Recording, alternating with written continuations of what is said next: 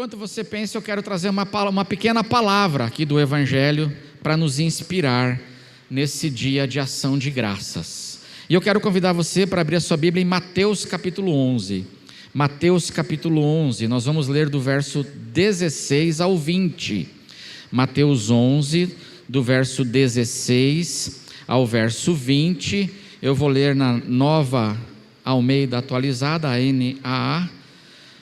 E aí você pode, vou pedir para a mídia deixar aberta aqui em Mateus 11, você pode deixar a sua Bíblia aberta também em Mateus 11. Palavras de Jesus, que ele diz assim: mas a que compararei esta geração? É semelhante a meninos, que sentados nas praças, gritam aos companheiros: nós tocamos flauta, mas vocês não dançaram, entoamos lamentações, mas vocês não prantearam. Pois veio João, diz Jesus, pois veio João Batista, que não comia nem bebia, que tinha era um homem rígido, de hábitos rígidos. Ele comia gafanhoto, lembra? Ele comia gafanhoto, no café da manhã dele era gafanhoto com mel. Ele, ao invés de ser um pãozinho francês, ele molhava o gafanhoto no mel, assim ele comia, diz a Bíblia. Era um homem de hábitos rígidos, João Batista. Veio João com essa sua rigidez, e as pessoas dizem: ele tem demônio, é um endemoniado, esse sujeito é um endemoniado, olha como ele é esquisito, olha como é que ele se veste com pele de camelo, ele não põe uma camisa da Armani, ele não anda com um Rolex no braço, mas ele se veste com pele de camelo. Olha, vocês viram o que ele come? Convidei esse dia para ele ir lá em casa comer um panetone e ele não foi, ele falou: só como gafanhoto. Esse sujeito esquisito é endemoniado. E aí, verso 19, e aí Jesus diz assim: veio o Filho do Homem, que sou eu, Jesus está dizendo aqui, e aí eu sou diferente de João, eu não sou tenho aquela rigidez que o João tem, comendo e bebendo. E as pessoas dizem o que de mim? O que as pessoas dizem? Eis aí um glutão, um bebedor de vinho, amigo de publicanos e pecadores. Mas a sabedoria, diz Jesus, é justificada por suas obras. As obras, os frutos, é que vão falar de mim e de João. Vão justificar a mim e João daquilo que vocês acusam e dizem. O que vai justificar, o que vai nos defender, são as obras, são os frutos do nosso trabalho, porque os frutos vão aparecer. E os frutos já têm aparecido, e são esses frutos, essas obras, tanto do ministério de João como do meu ministério, que já tem aparecido, é isso que vai testemunhar a respeito de mim e de João, porque vocês ficam só falando mal da gente, diz Jesus.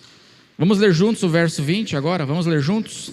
Então Jesus começou a repreender as cidades nas quais ele tinha feito muitos milagres, pelo fato de não terem se arrependido. Olha só, irmãos, esse texto que nós lemos, nesse texto, Jesus faz aqui uma denúncia muito séria das pessoas que foram alvo de muita graça, misericórdia e de muita visitação da parte de Deus e do próprio Senhor Jesus. Foram alvo das muitas manifestações da graça e do poder de Deus. No verso 20, que eu pedi para lermos juntos aí, Jesus começou a repreender as cidades que ele fez quantos milagres? Quantos? Muitos, não são poucos, não são alguns, mas lugares onde Jesus fez muitos milagres. Jesus faz uma denúncia aqui em relação a essas pessoas. Essa denúncia de Jesus está dentro de um contexto. O contexto é todo o capítulo 11 aqui, já no capítulo 10 e no capítulo 11, onde Jesus, no capítulo 11, verso 1, vou pedir para abrir aí a mídia, capítulo 11, verso 1, o contexto começa assim, o contexto dessa denúncia. Quando Jesus acabou de dar estas instruções aos seus 12 discípulos, saiu dali para ensinar e pregar nas cidades deles. Então, no capítulo anterior, Jesus deu instruções e autoridade para os seus discípulos, e aqui no capítulo 11, ele começa então com Jesus agora enviando eles para as suas cidades, para pregarem o evangelho, fazerem curas, tudo em nome de Jesus. E eles vão, e começa a ter o contexto é de que acontece um mover de Jesus ali naquele lugar, naquelas cidades, naqueles lugares, onde Jesus está operando milagres, ele e através dos seus discípulos, operando bênçãos, e a pregação das boas novas do reino. Esse é o contexto. Esse movimento é que gera o questionamento que João Batista, que estava preso, faz da prisão. Quando João Batista vê todo esse movimento acontecendo, ele manda perguntar para Jesus: o Senhor é aquele que viria ou a gente tem que esperar outro? E aí Jesus, como é que Jesus responde? Jesus responde citando profecias de Isaías. E Jesus responde à pergunta de João no capítulo 11, verso 4. O que diz aí? Verso 4 e 5. Então Jesus lhe respondeu a pergunta de João: voltem e anunciem a João o que vocês estão, o que, irmãos? Ouvindo e vendo. E o que vocês estão ouvindo e vendo? Verso 5: os cegos veem, os coxos andam, os leprosos são purificados, os surdos ouvem, os mortos são ressuscitados, e aos pobres está sendo pregado o evangelho.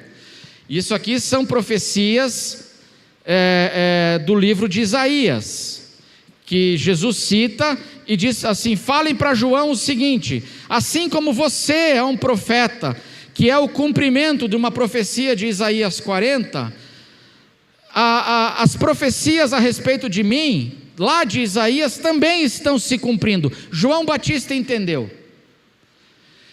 E está acontecendo esse mover de Deus no meio daquelas cidades, Betsaida, Corazim, Cafarnaum. Está acontecendo esse mover de Deus. João Batista entende. E aí Jesus faz duas coisas.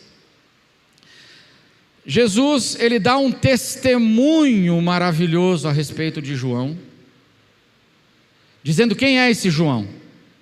Esse João que fez essa pergunta, quem é ele?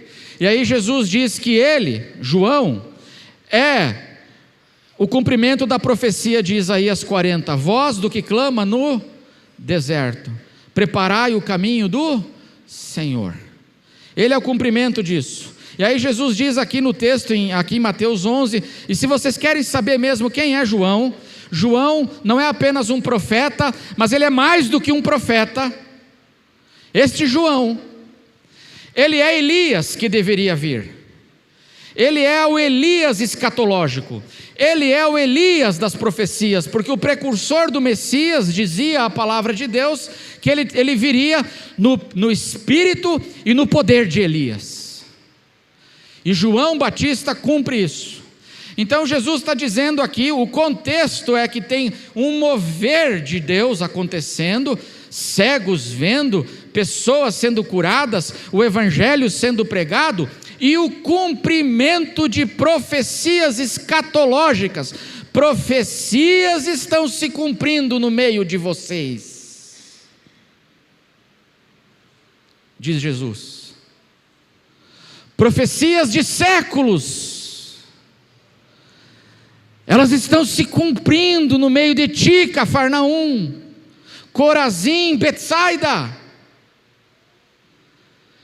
E aí Jesus, depois de dar esse testemunho sobre João, Jesus faz a denúncia que nós lemos. A denúncia. Ele diz assim: mas o que eu vou comparar a vocês? Cafarnaum, Betsaida, Corazim, cidades da Galileia, onde foram visitados, os coxos andaram, os cegos viram, evangelho sendo pregado e profecias escatológicas se cumprindo. Com o que eu vou comparar vocês? Diz Jesus. Vocês que estão recebendo essa avalanche da graça, vocês que estão recebendo essa visitação de Deus, eu vou comparar vocês como meninos, crianças emburradas. Você já viu criança emburrada? Você já viu criança manhosa? Ela não quer a TT, o Nescau, ela não quer brócolis, ela fica assim, não quero, Mas o que você quer, filhinho? Você quer TT? Não quero. Você quer ver TV? Não quero. Você quer o quê? Eu quero perturbar você, papai. É isso que eu quero. Eu quero reclamar. Porque eu sou assim. Aquela criança que não dá para satisfazer. Você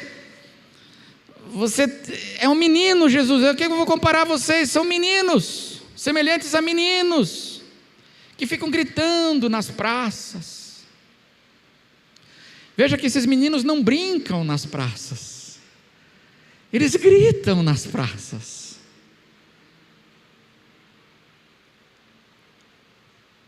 E qual é a denúncia que Jesus faz sobre esses meninos? Que eles ficaram viciados em reclamar. Que eles ficaram viciados em murmurar. Vocês ficaram viciados em murmurar.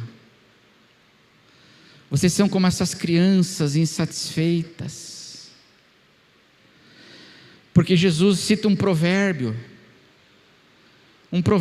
um ditado da época dele. Ele fala assim: nós tocamos flauta e vocês não dançaram. Nós entoamos lamentações e vocês não prantearam.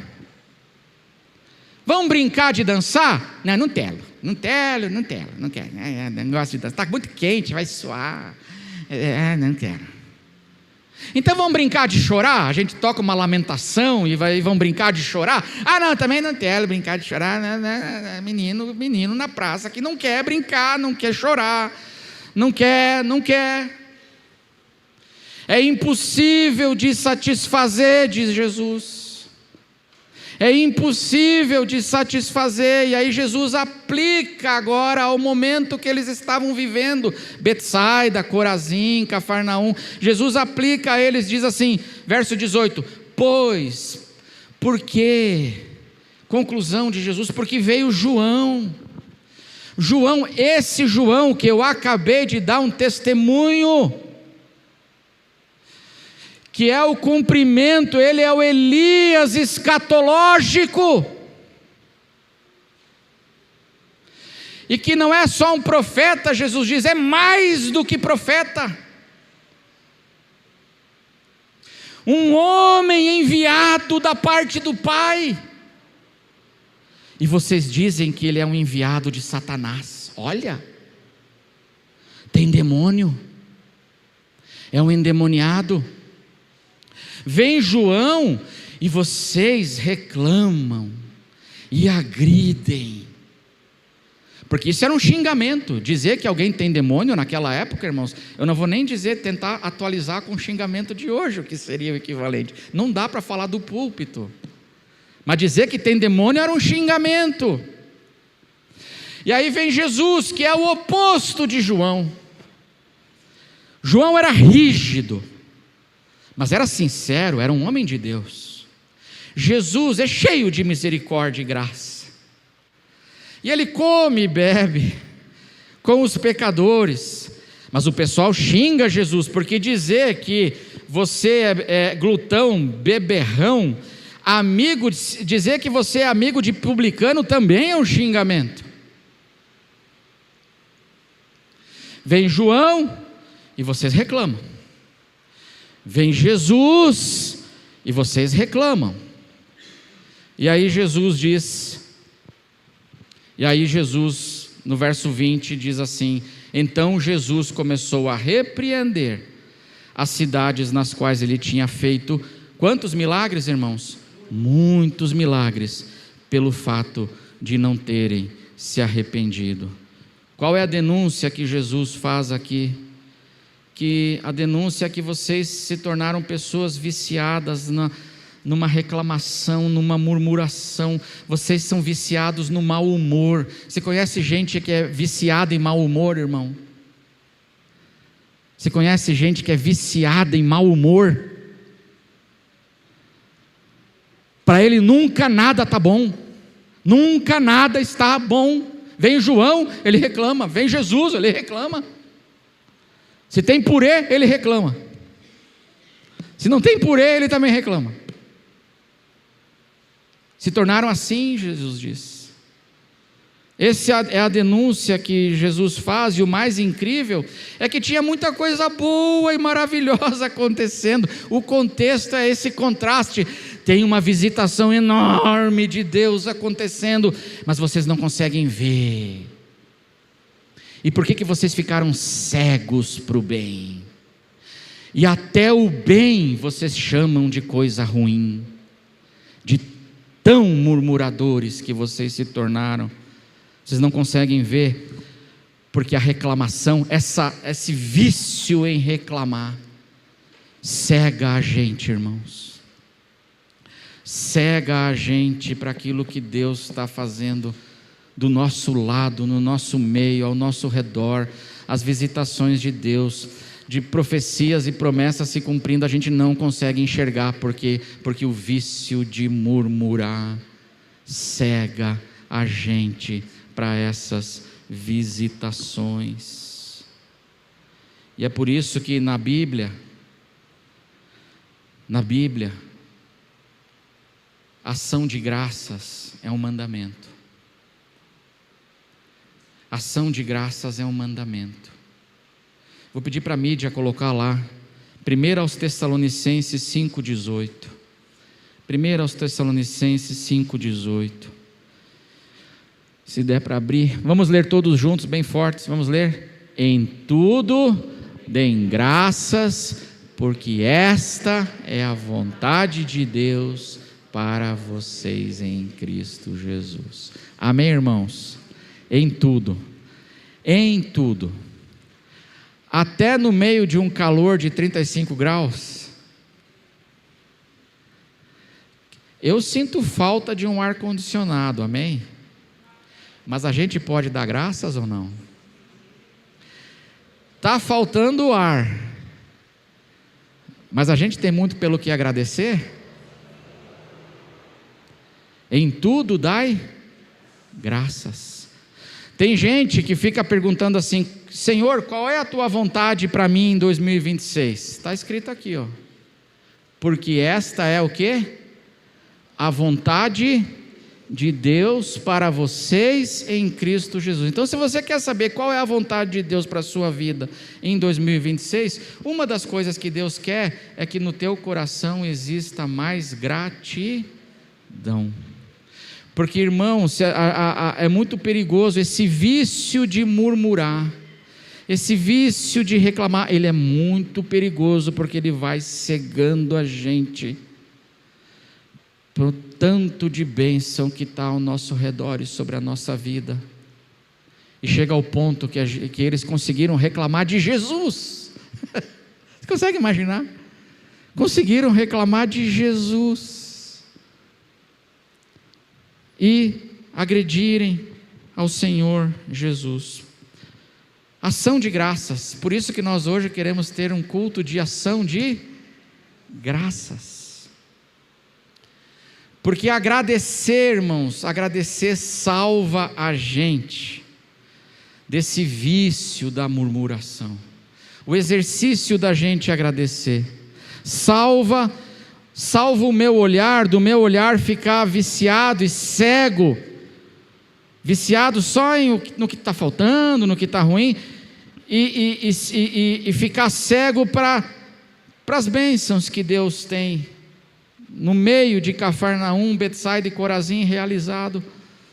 mas a gente não consegue enxergar, porque a murmuração faz isso. O que me salva de eu ficar viciado assim e ficar infeliz? Sabe o que me salva? É eu me exercitar na gratidão. Amém, irmãos? Eu me exercitar na gratidão. Porque, e aí eu encerro, e aí nós vamos exercitar a gratidão para quem quiser, amém? Não é obrigado, mas fica à vontade, né? Porque Jesus poderia ficar amargurado ou não, de ter sido rejeitado por Cafarnaum. Visitou tanto, amou tanto, abençoou tanto, ajudou tanto, se sacrificou tanto, e ele só reclamando. Jesus podia ficar chateado ou não? Podia. E ele faz a denúncia, ele faz uma denúncia, ele fala: ai de ti, Betsaida, ai de ti, Corazim, ai de ti, Cafarnaum. Mas logo depois, olha o que Jesus faz.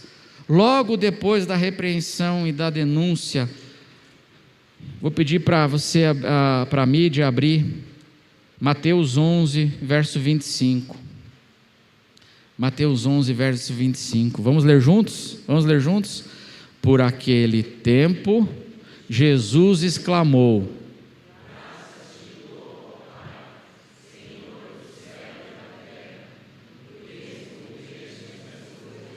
dos sábios instruídos, e as revelaste aos pequeninos. O que Jesus faz aqui, no meio daquele contexto, onde tinha gente que ele se deu, amou, mas recebeu em volta só a murmuração, a insatisfação.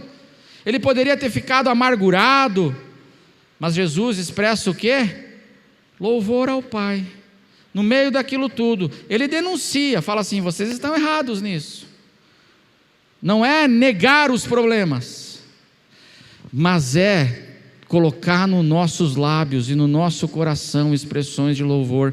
Graças eu te dou, ó Pai, Senhor do céu e da terra, porque o Senhor está no controle de todas as coisas. E se quem viu e não viu, é porque o Senhor está sobre o controle de tudo. E eu te dou graças. E assim Jesus nos ensina a, em todas as coisas, em tudo, dar graças, porque muitas coisas têm acontecido. E agora quero dar um espaço. Se você gostaria de expressar, vai ter o microfone, os irmãos vão levar o microfone aí.